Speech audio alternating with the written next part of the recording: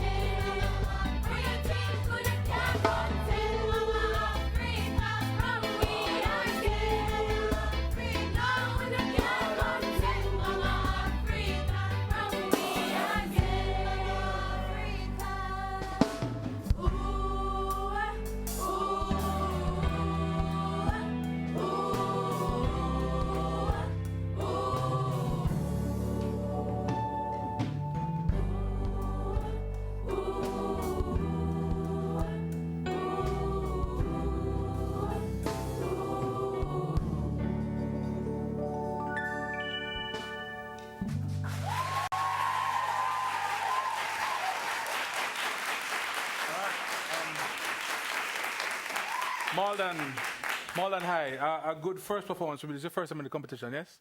Welcome, welcome. I enjoyed that. I enjoyed that a lot. But gentlemen, if you ain't call Angola not around the corner, you know. You can't call them so weak. They're not going to hear you. You have to call Angola. You have to, put the energy into it, right? Every time you get on stage, put your 100% on stage. Cool?